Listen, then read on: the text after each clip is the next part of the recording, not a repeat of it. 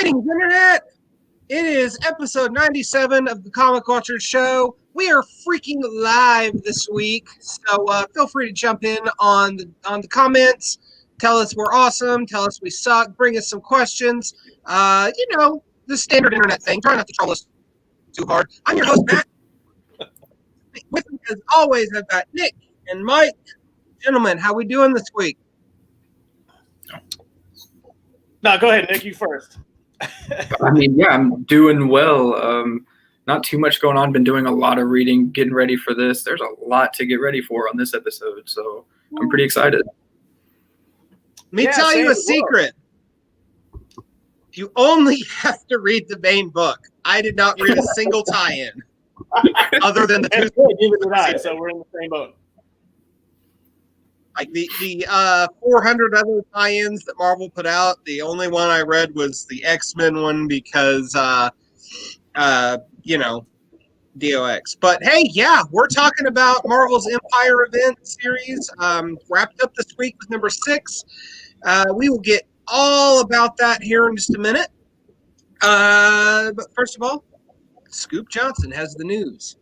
Hey, that's me. Hopefully not to mess this up because we're not editing anything. So we're going to start off with Boom Studios and Al Ewing's new book, We Only Find Them When They're Dead, the big sci-fi hit that has just sold out of a second printing at the distribution level. So it seems like everybody and their second cousin is buying up this book. I was one of them on Wednesday. Only have flipped through it. Haven't really had a chance to really get a solid sit down with it, but it seems pretty rad. It looks pretty rad right now. The art is on point. And I read it. I can't wait to get into it, but yeah. What'd you think? A lot of promise. The art, I think, right now is the star. Not taking anything away from Al Ewing by any stretch of the imagination, but it's a first issue. Lots of things to set up at this point. Oh, for sure. Excuse me. Okay, moving on to Marvel here really quick. It's a big Marvel night, right? Marvel is releasing a 70s giant-size X-Men 1 commemorating is a tribute to Wynn and Cockrum. It's going to hit the shelves September 30th. So definitely something that all of the X fans are definitely going to check out. And just, I think, comics in general, I think that this is just one of those pickups that you're just going to automatically gravitate to. It's like an automatic. Yeah. Got to. Like the whole idea that they're kind of quote unquote mastering the comic with a slew of today's talent drawing like a page at a time or something. It's just a really fun concept. It's been 45 years since this comic was released. The principal two creators behind it, Lynn Wein and Dave Cockrum, have both passed away. So it's just a really nice tribute / cash grab. But there's an amazing variant cover that dropped today that's got the main X-Men characters' heads kind of in a circle on the cover, and it's Cockrum art. It's just really, really sharp looking. So check this book out. Yeah. Rounding out Marvel, we also got our exclusive preview of X-Force 12 on the site as well. So check that out.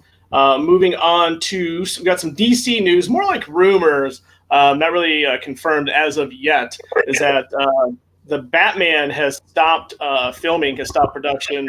There's a rumor that Robert Pattinson came down with COVID.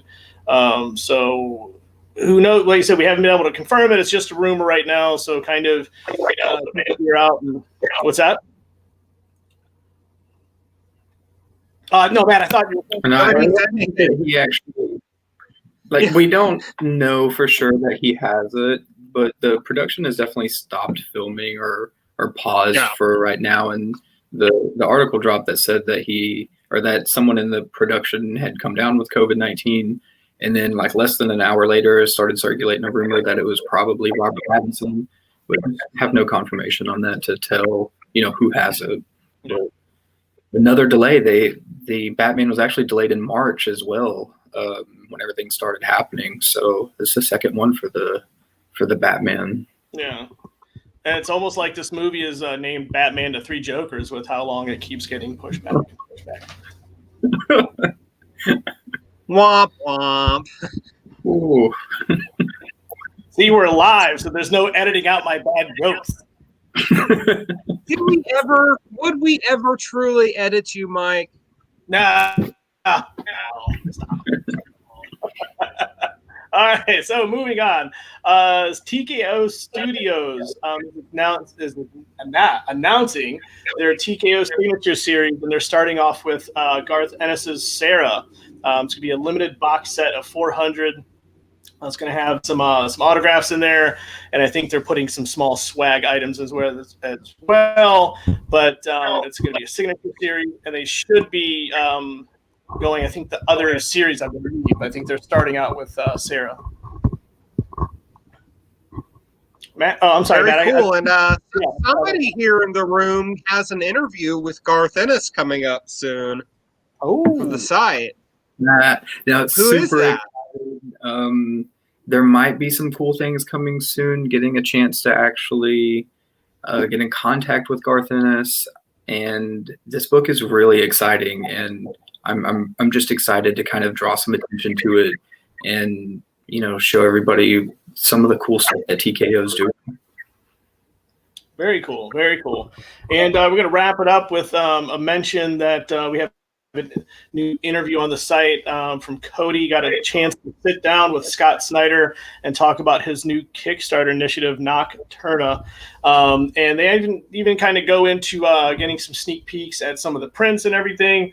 Really cool interview to watch. And plus you get to see the whole Hawaiian sunset. I personally think Cody planned that way just for clicks, but that's for a different show. And that is the news, gentlemen, in case you have something you want to add to the buffet. I don't think so. Actually, no, yes. Good. Four Kids Walk into a Bank, I believe, is getting adapted to film. And yes, pretty exciting. It was picked up by, I think, some little indie company, I think called Picturesque Studios or something like that. Yeah, definitely. But if you're not familiar with Four Kids Walk Into a Bank, it's a miniseries that was written by Matthew Rosenberg and published by Black Mask Publishing, and it is basically a perfect comic. If it's adapted faithfully, this thing is going to be fire. So good for everybody involved. Yeah. Oh, and with that, I guess we better get into it, folks. So we're talking about Marvel's EMPYRE event series, which wrapped up its sixth and final issue this week. This is not your typical Marvel event series in some ways, because for one thing, the Fantastic Four is front and center alongside the Avengers. So that's a nice change of pace. And another thing, it's really reliant on old school Marvel canon from the Bronze Age, and so we've got a lot of stuff to get into there. So EMPYRE 1 through 6, co-written by Dan Slott and Al Ewing, art by Valerio Schiti. The story involves the Kree and the Skrulls aligning for the first time ever to combat the Kotati, who are a plant-based alien race who are hell-bent on basically destroying all the meat people in the universe because we suck. And, they're not totally wrong about that part. So the whole thing kicks off with quite a bang. You've got the Avengers on one side, the FF on the other. They come together, they do their thing. They got some stellar moments for several key characters, including She-Hulk, Black Panther. You've got about 500 million tie-ins, varying degrees of importance, I would say. But yeah, let's just try to stick to the main series for now, and maybe we'll branch out a little from that other tie-in stuff. So, Nick, go. What do you think about EMPYRE?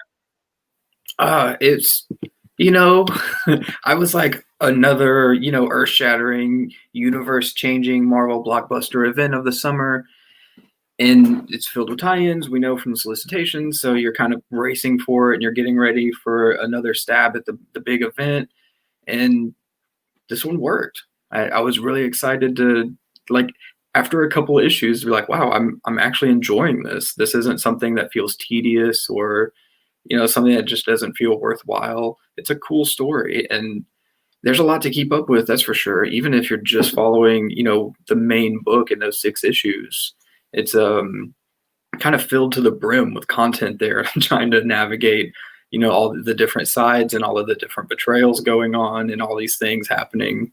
And with the 6th issue, I think you get to see a lot of this stuff put together, but there are so many like classic Marvel moments, I feel like, that you get with, so many cool characters. And I'm not even that big a fan of Stark, but even he had some cool moments, like finding him in his element and discussing like, him working in the cave basically, and him never being more like Tony Stark. I think they did a good job of nailing like those individual characterizations really well in such a grand scheme of things, when you could easily get lost in all of the world building and kind of all the intricacies of that fighting and like mass warfare like that. But it was an interesting concept, the Kotati basically wanting to just slaughter animals all throughout the galaxy, and they kept harping on that word animals. And it was definitely interesting to see like that be the premise of the confrontation. And I had always worried, like, it's really cool everything that's happening. The design's cool. Like, I want to go back and really read the was it the Celestials of the Messiah or something like that. The design is so cool. I want to just go back and kind of, what's up? Oh, well, I didn't want to interrupt you, but I wanted to throw a little history in there, but go on. The design element is just like, so for those of you that are unfamiliar, because we are referencing back comics that were published in the early 70s, the Celestial Madonna saga spanned Avengers, and it was kind of weird. It wasn't like one set story. It was sort of a simmering subplot that went on for a while.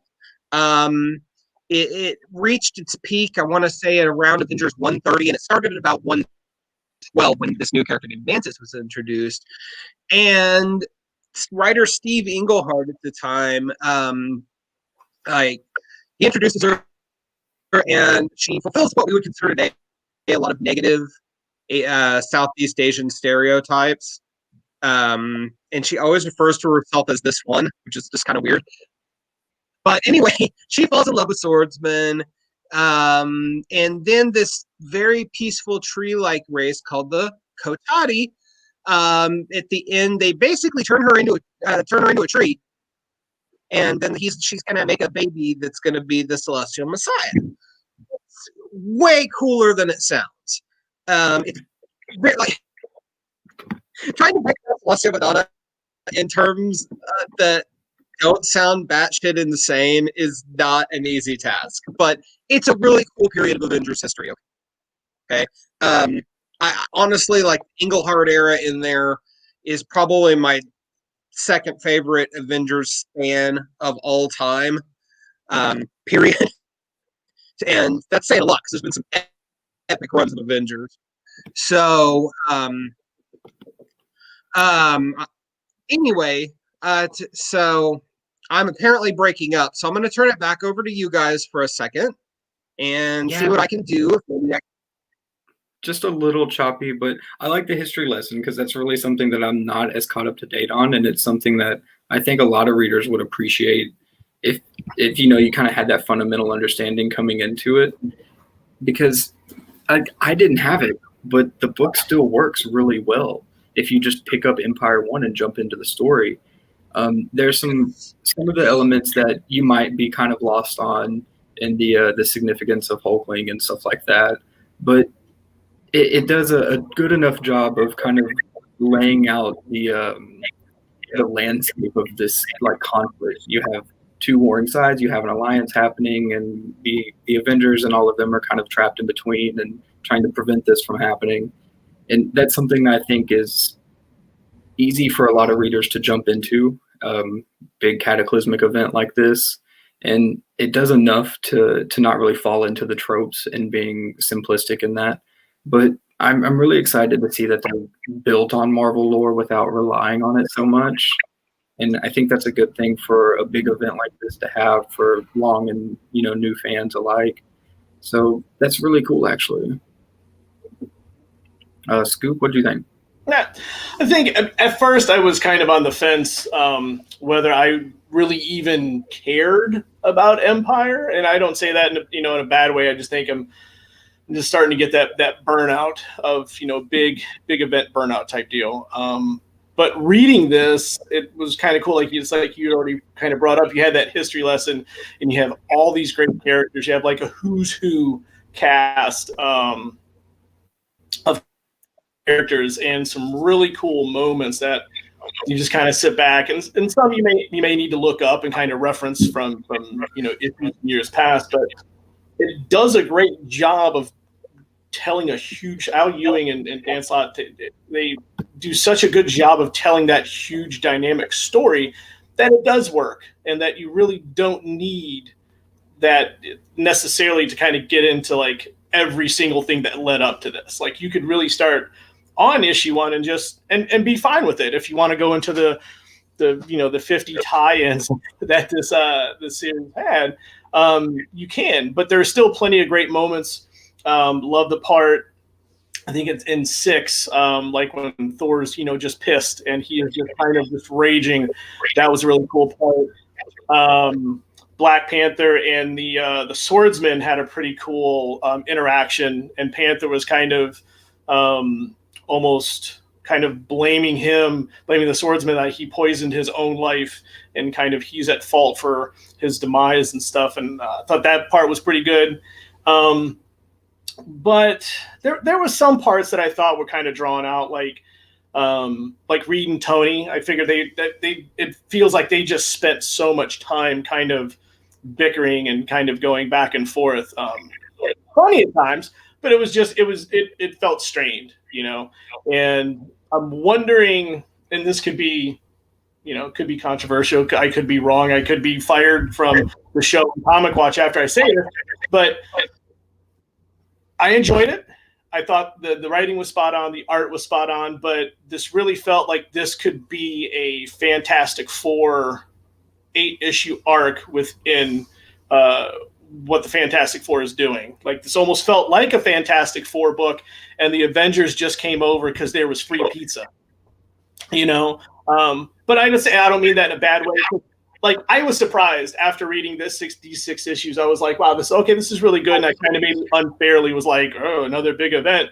However, it was good. It was good. There was some parts were just kind of like long and drawn out, and it felt like issue 1 took forever. I thought it could be just me, but overall, fun book, fun story. Marvel definitely put together an A team of sorts to do this series, and it shows. I mean, big art, big panels, big stories. Overall fun. Definitely nothing really, negative to say other than more personal preference. But yeah, it's good. Well, I like that you, Mike, that you hit on the notion of event fatigue, because event fatigue made me, despite the fact that I like all the creators involved in it, event fatigue made me just avoid this thing. I was like, I do not need to get caught up in another event series. Yeah. There are 5 million tie-ins. I don't need this in my life, right? So I sat down and read the whole thing, the 2 zero issues that led into it, and then issues 1 through 6. I read over a span of 2 days, and I was really pleasantly surprised. It's like I was saying at the beginning, this in a lot of ways doesn't feel like your typical Marvel event series. Like it goes through the motions, especially there in towards the end with the well, spoiler alert, with the plot to blow up the sun. Yeah. That to me, that part of it was probably the most disingenuous part of the whole thing, because it felt unnecessary and like it was unnecessarily upping the stakes to fit the mold of a so-called event comic, and it didn't need to. Like, there was plenty of all kinds of other great drama going on, right? Absolutely. And the fact that, like you were saying, Nick, it builds on classic Marvel continuity, but it's not reliant on it. You know, you can pick this up cold and enjoy it. Yeah. You could hand this to someone who, like you, maybe doesn't have a whole lot of classic Marvel background and just say, hey, here's a fun story. It's not perfect. I really wrinkled my nose in issue 3 when they deliberately ripped off Infinity War during the part where the Kotati are invading Wakanda. And they're like, that scene is so blatant. So blatantly ripping off Infinity War. Come on. You know that. And you know we're Marvel people and we're going to see it, damn it. Like, Get rid Is it a nod? Is it ripping it off? They're walking that line there pretty tight. Yes, sir, they were. But in terms of scope, I mean, yeah, it's a cosmic story, but it doesn't feel. It feels intimate, right? Like, yeah.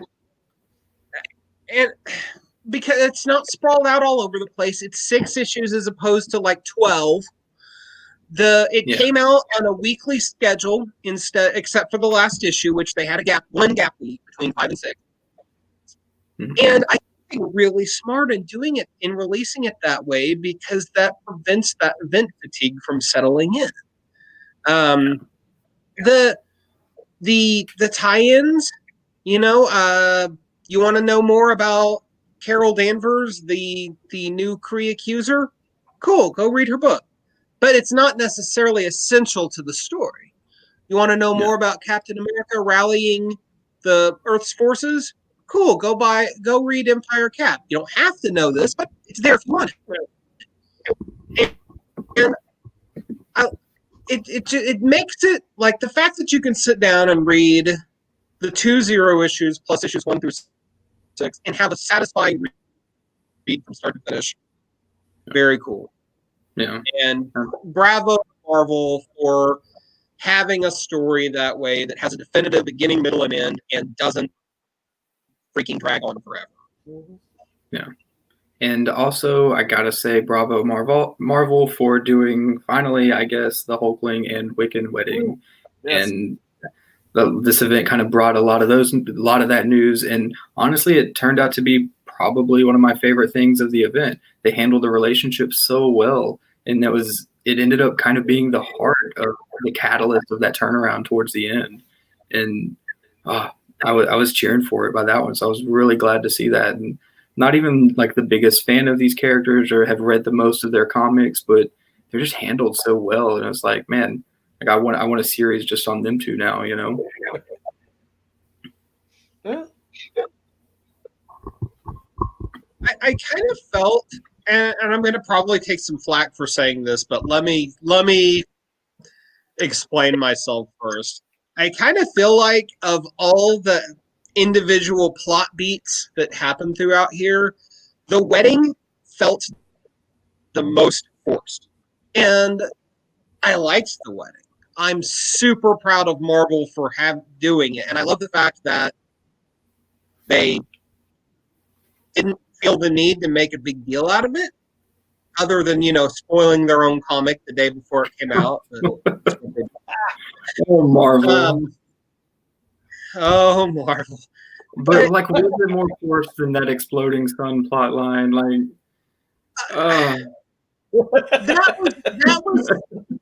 that felt forced. I just felt like it's more in terms of storytelling than anything else, right? Yeah. Like, you've got these grand cosmic stakes. Each issue ends with this cosmic level cliffhanger. We're going to war. The Kotati are bad. They're invading Earth. And then issue 4 ends with a wedding? Wait, what? It feels a little out of place. And I I'm not saying that it's bad. I'm just from a storytelling perspective, it didn't quite seem right. Now, if it had maybe happened in real time as part of the story instead of a throwaway line of dialogue that I feel like, and then you turn the page and you see them, they've wed, they're kissing. That's awesome.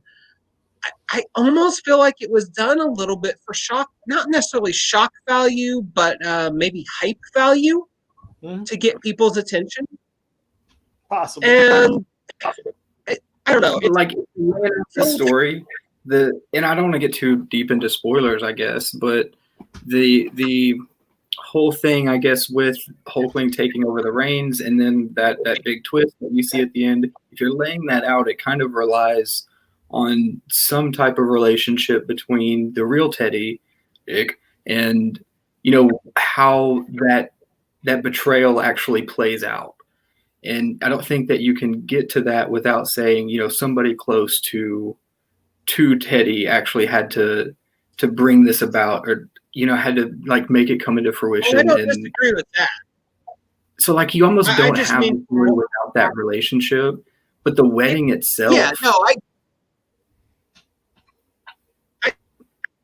I feel like it's almost tossed off or tossed in for shock value when it could have been handled in a more narratively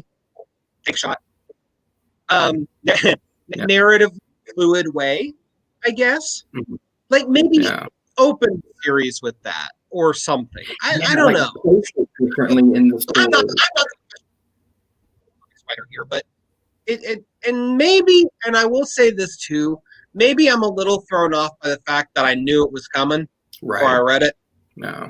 So thanks to Marvel. There's a little bit of a bias there in terms of the fact that I wasn't wowed by it when I turned the page. Right. But and it felt like the relationship really took center stage, and then the wedding kind of found its way in there. No. And they really could have emphasized it a little bit more. But we do have a comment from Gabrielle, a comic watcher himself. It might have seemed forced in the framework of the event, but it's actually really organic in terms of the Hulkling Wiccan plot, which I find more impressive since this spans multiple writers' series. That's fair. I know. I couldn't agree with that more. Yeah. I remember when Young Avengers came out in 2005 or something. 04, it was at the time. Yeah. I mean, at the time, it was considered and this was happening across a lot of multimedia, it was considered pretty radical to have just a openly gay couple, no big deal. And to Gabe's point, this is the logical endpoint of that long arc. And I'm super glad that we get to have this moment. That we, that it gets to be celebrated. So yeah, I definitely don't want to come off like I'm trying to take anything away from that because it's a major moment. Yeah, but it could have been, I guess, yeah, like when you're reading 1 through 6, the wedding isn't like the highlight of a particular book. Even they found a way to spread out that impact throughout a few issues, and it feels less significant than it really could have because their relationship's so important to the dynamics of the story. Yeah, definitely. One aspect I feel like they probably could have fleshed out better overall was Enel, the disgraced Skrull Queen. Yeah. That's another character, pretty old school Marvel roots. I know she goes back to at least the First World War. She might predate that. I do not have working knowledge on that one off the top of my head, but she's been around for a minute, put that way. So I think maybe the story kind of glossed over her historical importance, and it doesn't necessarily to the detriment of the story, but maybe an opportunity was missed to bring a little more gravity to her presence. As far as the story is concerned, she's a pissed off Queen Skrull, and that's about all we. And Teddy's grandmother, and That's about it. But I mean, this is a very minor nitpick because again, I sat down, I read the story, I dug it. Nice. I think what's it? She-Hulk had a really awesome moment in the Gamma Blast. Bring that up. Yes. Yeah, I was like, oh, look at that Gamma Blast. And then the next page, I was just like, oh, what is happening? Like, it's so out of control. But it was like kind of a horror moment. Like in all of this sci-fi spectacle, I was like, whoa, this is like something I would see in a horror book in like my little niche of comics, you know? Yeah, that's the body horror stuff that happened with She-Hulk. Yeah. I loved it. And I love the visuals that Sheedy did for the Thing as he was just getting the stuffing beat out of it. Like there's cracks in his rocks and there's blood seeping out from the cracks between his plates. Yeah. That's a really cool effect. Because it's hard to make the Thing look beat up, right? Right. Because he's a big guy. Yeah, he's like, all I got to do is not die, and it's like that panel was just like intense, and just really cool. The artwork just nailed that expression. Mm-hmm. Mm-hmm. I remember when she took over the art on Bendis's Guardians of the Galaxy run. I was just kind of like, what? Because the style was so very different from Steve McNiven, right? Because who started that run, and I was at first. My first reaction to it was, I don't know about all this. It's too cartoony. It's not bad. It's just not for me. But I got to tell you, he carries the weight of the story, I think, in a lot of ways. Because you're asking him to draw countless characters, cosmic scope stuff, fleets of ships, crazy-ass plant people doing crazy-ass plant people things, freeing swordsmen. Like, there's a lot of heavy lifting here for any artist to do. And he just pulled it off. And he deserves a solid round of applause. I wish he'd gotten the chance to do the covers because as much as I love Jim Chung, I feel like they put him on there to help sell more copies because he's better known as a name and as a visual property, and that sucks. Like, don't give a guy the book to draw, and then tell him he can't put his stamp on it. That's lame. That is something I've been seeing, coming around more and more. Is like the interior artist wanting to have kind of more of a say on the cover art as well because it ties into the experience. And, they definitely should. I mean, let's be real. Some of our favorite artists might not have rose to prominence as much as they had. And I'm looking at the Image guys right now. If their big, cool, splashy art hadn't graced all of these awesome covers that jumped off the rack, grabbed your attention, and like, damn, there's something cooking in this. And Valerio Sheedy deserves that chance. Yeah, he does. Yeah, because everything. Just for 20 years now. No. He's somewhere else. And I get it. It's an editorial decision, and it's probably done with marketing in mind. But Marvel, do better. Do better by your talent. It was just like I was going to say that. Some of the battle scenes where everything is just kind of all hell's breaking loose. That's where some of Sheedy's best stuff is in the series because there's so much going on, but everything is like separated. The detail from everything from the environment to facial expressions to just everything. Everything merging together, and I found myself just kind of looking at different things and going like the Thing, like we were just talking about, like, well, like that's really cool. Like this dude, like he really just went all out, and but for him not to get the covers is kind of almost an injustice. He really should have been on the covers for sure because his art is absolutely amazing. Oh yeah, it's interesting that you bring up the layouts like that because that was actually something that I noticed more than once that I was like, I'm not really a fan of this. It got so chaotic in some of those sequences that it felt a little bit too hard to follow, and like I honestly felt bad for Cara Magna who did the lettering in it because that's a chore to navigate those kind of crazy layouts and all those weird panels. I thought the artwork did its best work when it slowed down. Like the moment with the thing is, you get a pretty good moment where it slows down from that chaotic structure and layout, and it just gives you a good solid image or visual of the thing kind of overcoming this. Same with the Hulk, same with Stark. A lot of these like heartfelt moments that you actually can remember and pinpoint, they weren't like lost in those moments of like page after page of kind of crazy layouts and structuring. But it doesn't take away from it, I don't think. I don't know. I didn't have any issues reading it. I read it digitally. Maybe that made a difference. I don't know if you read it in print or not. I did. I read it digitally, and I thought it would probably work out better in print, actually, because like the double page spreads and how they were laid out, I thought that might work a little better if I actually had it in my hand. Right. Very well. I don't know. Mike, did you have any issues reading the layout?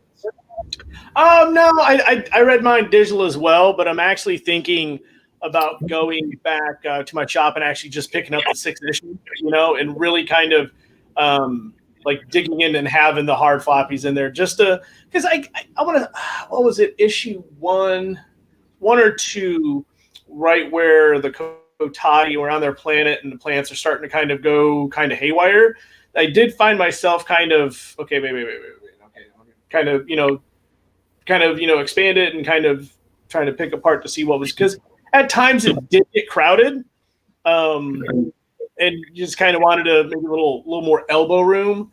But it was just, for me, it was just like one or two instances, and I didn't feel that way through the series. I was kind of the opposite. Like, I just thought it was great when, this comic went full Michael Bay and everything was on fire, everything was getting blown up. And I'm not even a Michael Bay fan, but bigger fan of Empire than Michael Bay, but that's a different show. But yeah, no, I thought it was great. I thought it was great when it was. I thought Sheedy was at some of his best when, like I said, everything was just blowing up and there were ships everywhere and there was characters and facial expressions and it got crowded, but not too much. Yeah. No, and cool. There was a lot of stuff. Go ahead. Well, I was just saying, in a lot of ways, it's easy to, hype up any event series and say, it's going to change everything. And, the status quo shifts for like 3 months. And then it's on to the next event. Right? Yeah. I'm wondering how long this Kree-Skrull alliance is going to happen, because that really has the potential to resonate some change, and narratively speaking, in the cosmic corners of Marvel's universe. Because as long as we've had Marvel Comics, more or less, you've had the Kree and the Skrulls at each other's throats, right? Yep. And this is an interesting game change for that dynamic. So what that means going forward is anyone's guess. I would say Dan Slott doesn't tend to play the short game by any stretch of the imagination.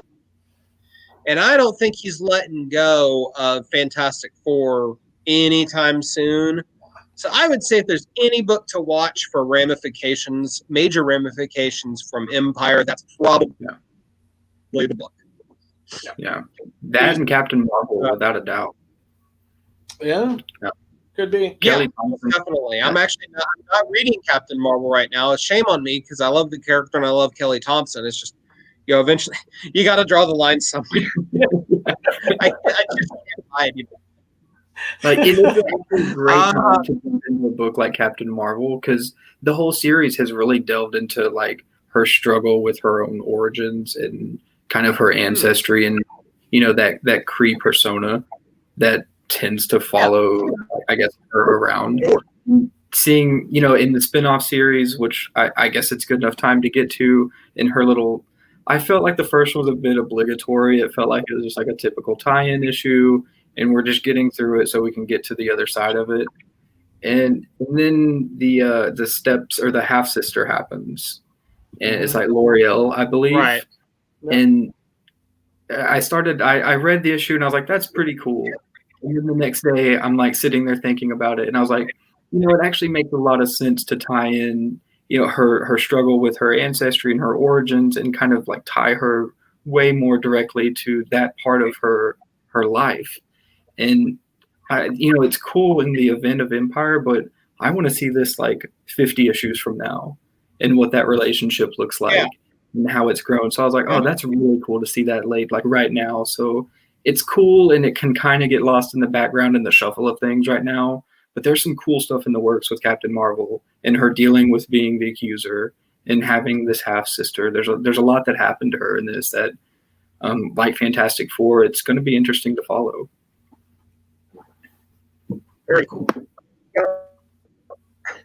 It frustrates me too that there's never really truly been an ongoing Young Avengers series. I mean, yeah, Kieran Gillen picked it up for 12 issues, maybe something like that, 12 or 15. But that obviously was an intentional finite run, right?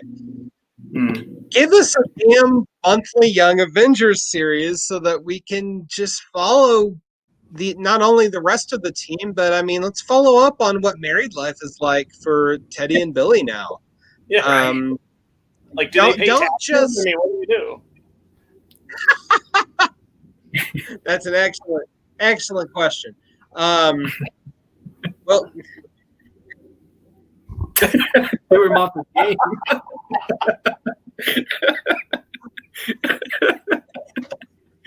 Which one of them is in charge of paying the bills? Which one of them is in charge of walking the dogs? Which one of them mows the lawn? Real-life questions here. Yeah, I gotta know. Does Hulkling sunburn when he mows the lawn?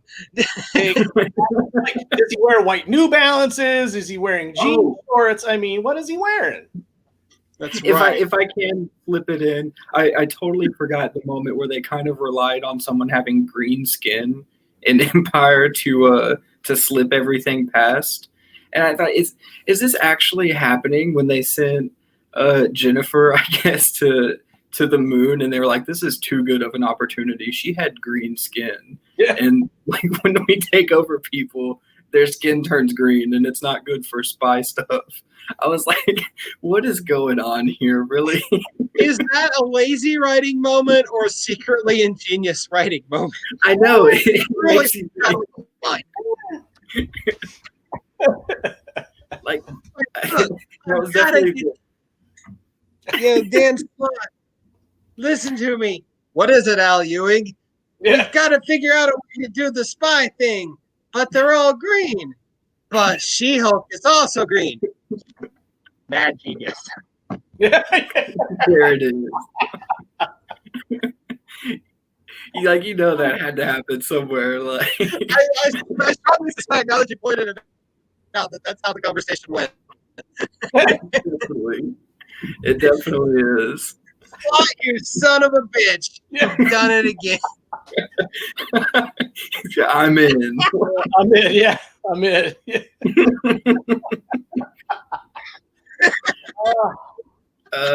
Yeah. But I mean, I guess you can find some Give Dan Slott a raise. He thought about the green skin, and it worked and saved our story. Like, that's the one plot hole they couldn't figure out, and it was like, we just need someone with green skin, I thought it green skin. What else are you gonna do? This is why we don't go live. This is why we don't. Yeah, true. This is definitely why we go live. Everyone thinks we're high now. Mike? No. Not yet. No. It's Gatorade. Don't worry about it. Oh, okay. No worries. No. It's been really hot here on the East Coast. I understand.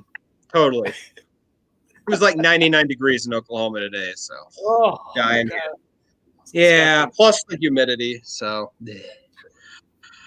But yeah, I mean, Empire, is it a game-changing miniseries? No, it's not. if you overthink it, are you gonna find plot holes? Yeah. But it's fun.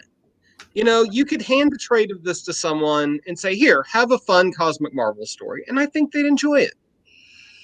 Yeah, definitely. And, you know, not everything has to be a game changer. Not everything has to be a home run. No. Good, fun, non-earth-shattering comics are just fine, right? Yeah, absolutely. So, like, it covers a large portion of the Marvel universe. Yeah. It still operates and feels like an event like that, and it did really well in not pushing you're going to change everything about Marvel with this event. And right. I think in that it was stayed away from that type of. Yeah. Yeah, absolutely. You know what? It made use of, I don't necessarily want to say second tier, but characters that don't necessarily get the spotlight as much in these type of stories. Yeah. Because, you know, Captain America is shuffled off in issue 2 to go do his thing. Tony Stark gets relatively taken out of play for the, you know, except for the behind the scenes stuff. Lots of secondary characters get a good chance to shine. And that's not something that should be overlooked. Yeah. Yeah, definitely. One of the stronger parts, I think, of the series is their use of all these characters and how they're able to nail that characterization down. Yeah. Well, and they used Iron Man in a different way, right? Like, Iron Man, ever since Civil War, is almost always front and center of these things in some capacity. And part of that, again, marketing, because, you know, he's the face of the MCU in a lot of ways. But he kind of sits on the bench for most of this issue. Does he come through in a clutch moment at the end? You bet. But that's what Tony Stark does, right? He's the guy in the cave that cobbles together the Grand Slam solution out of rocks and paperclip. So, and that's really good. I like that Dan Slott did something different with them in that regard, and all of the Marvel characters. I gotta say though, and this is couldn't have been intentional, because obviously the comic was produced way long before, you know, months ago. But the moment in issue 5 where Black Panther appears to be killed, like, we know he's not dead, obviously, but given real world events in the last week, that was hard to read. That was. I mean, a lot of the moments with Black Panther, a lot of those, because he found a lot more significance as we kind of come towards the end, and a lot of the fights happening, and Black Panther's kind of having to stave off those forces against the mound that they're trying to get to for the Death Blossom. The Vibranium Mound. Yeah, that was like.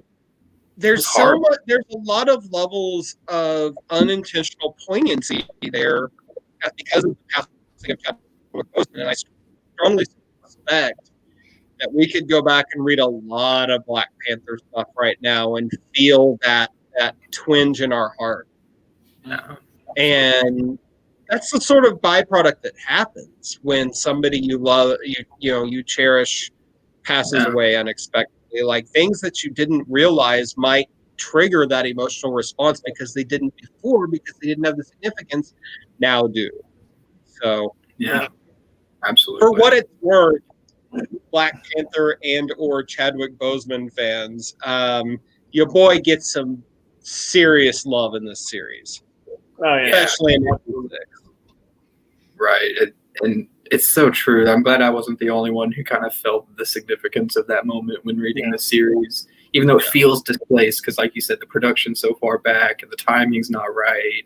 But here we are in this moment, and then, you know, this is what's happened, and this is what we're reading, and it just lands differently and it connects. Yeah, absolutely. So, well, I feel like we probably covered all the ground with Empire we can, guys. Do you have any final thoughts on it, either of you? Yeah, I don't want to miss out on Gabrielle's question. It came earlier in the episode. If you think some of that may have come about in the canceled side stories, it was when we were talking about the connection to Marvel's lore and some of the Bronze Age connections. I think that maybe they had fleshed some of that out in the series that they had trimmed out. What do you mean trimmed out? I know they had canceled some of the side stories. That some of the tie-ins. That's right. They did. Yeah.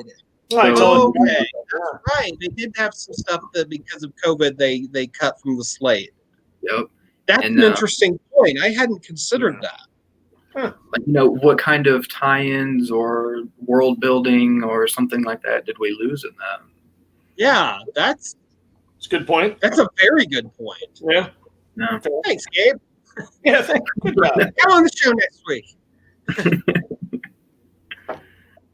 But Thor, Black Panther, Strike Force, the Union, maybe more is what he said.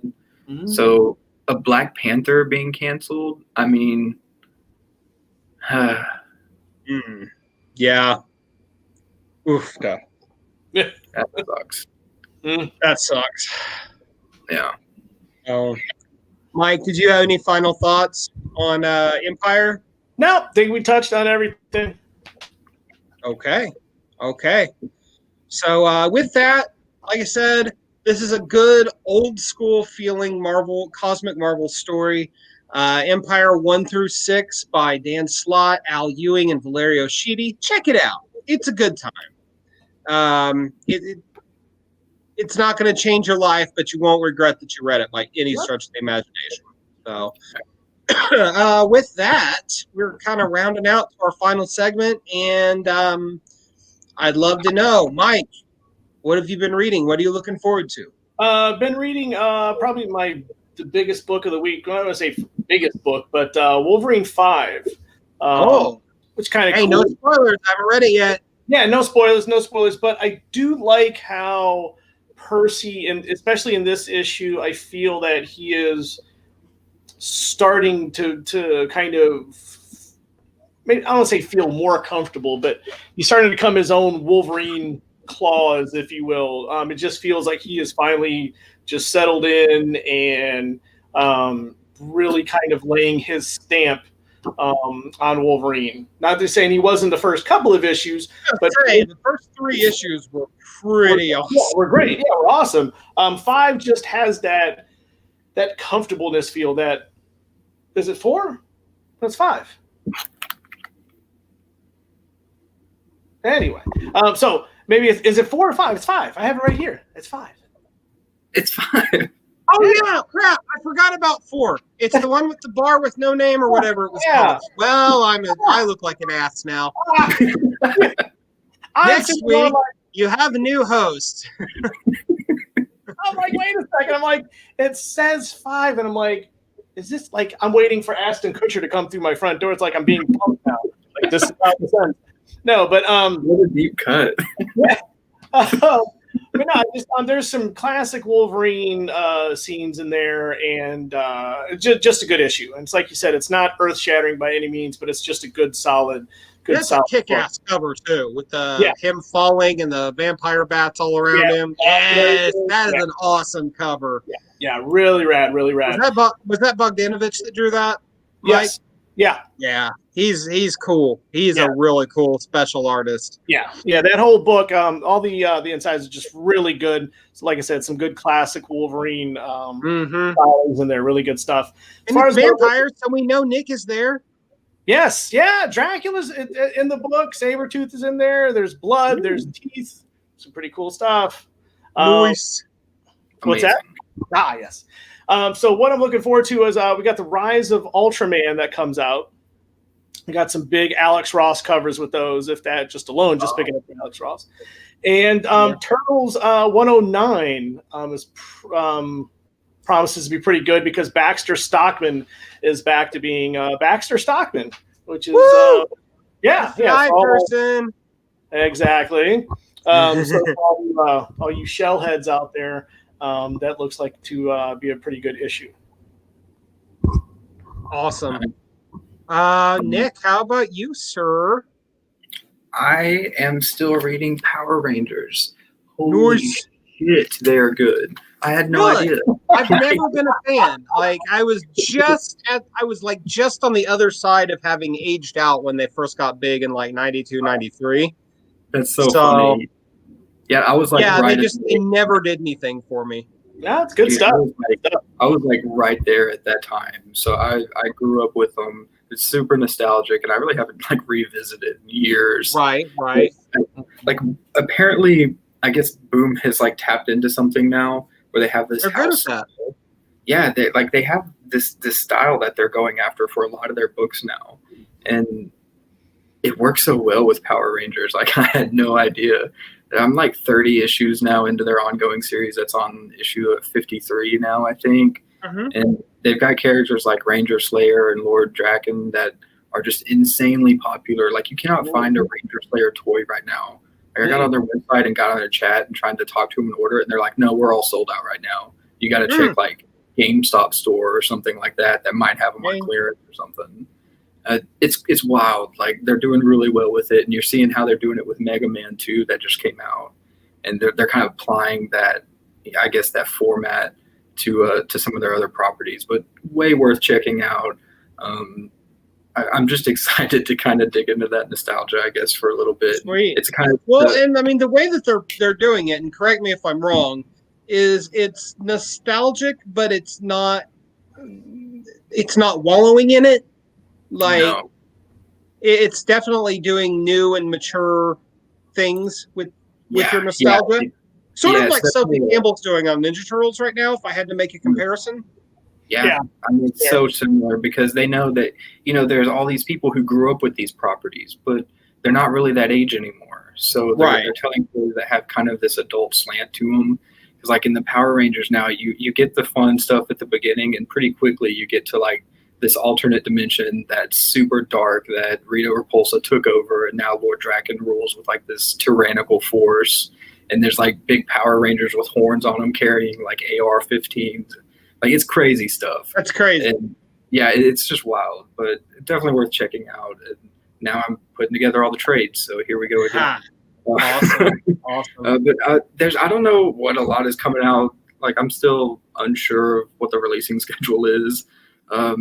It's kind of hard to find, but I think that we're supposed to get a new issue of Join the Future, and that's always going to be at the top of my list. Very excited for that one. Aftershock, doing really cool stuff. Yeah. And there's quite a few things coming from the big two. Supposed to have more Captain Marvel, stuff like that. I've been pretty deep into EMPYRE the last few days, so I'm coming back out of it. Coming from the other end of it. Completely understood. Yeah. What's ahead here? Oh, I know Ninja Spawn is coming in 310, so I'm always hyped for that. Well, you got what's his name? Gunslinger Spawn this month. Man, that was so badass. Like 309 with Gunslinger Spawn and everything. That was so cool. So for me, I dug into the very beginning of Mark Gruenwald's Captain America run. I'm like 5-6 issues in now, so about issue 312 or so.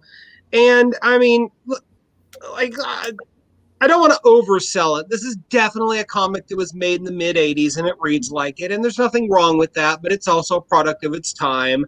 And but what kind of sticks out to me is in the first like 5 issues of this run, he just rips off one brand new character after another, like issue after issue after issue, like Madcap, the Armadillo. He starts the Serpent Society, freaking Flag Smasher, who's kind of forgotten now, but he's kind of cool. And he starts the Scourge subplot, like all right there in the first 5 issues. The amount of just sheer creativity that's going on here has got me really pumped reading it. So very cool stuff. And you can get these issues for relatively cheap at your LCS too. So if you like some well-written Cap, go check this out. What am I looking forward to? We've got next week Dark Knight's Death Metal Trinity Crisis one-shot tie-in. I can't wait to see what shakes loose with that. But I'm really excited And we haven't given this book a lot of love lately because it kind of fell on hard times after Brian Hitch left. But Hawkman number 27, big time Justice Society issue. Robert Venditti's been utterly killing it on this book, despite the fact that he kind of fell off a little bit, and it wasn't his fault, while the Year of the Villain stuff was going on. And then we've also got next week the Josh Williamson's final issue of The Flash, 761. It looks pretty amazing. If you're a Flash fan, you need to be reading the current story, bar none. And because there's literally something for everyone. So with that, I think we're at the end. Oh, was there an O? No, there was just a O, like, we're ending. Sound effect. Okay. I thought it was more like I want to talk at length about something awesome. No, it was like you had your chance. Show. Piss off. I mean, if it's on the watch show, I'll do it. I mean,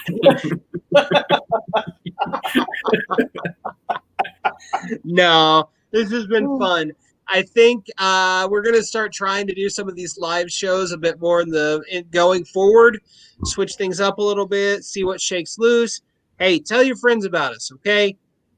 Give us some signal boost, repost these things. We work hard to bring you quality entertainment every week, damn it. And, we're not getting paid for it. We don't have fancy sponsorships yet. Exactly. Oh, God. This is honestly, I can't say this enough. Like, doing the show is the highlight of my week every freaking week. And just thank you guys, Nick and Mike, for being here. Thank you, listeners, for putting up with our shenanigans once a week. This has been episode 97 of the Comic Watchers Show. Marvel's Empire Strikes Back. We shall return. Until next time, support your local comic shop, be kind to each other, and for the love of science, stay safe. Wear a freaking mask. Toodaloo. There you go.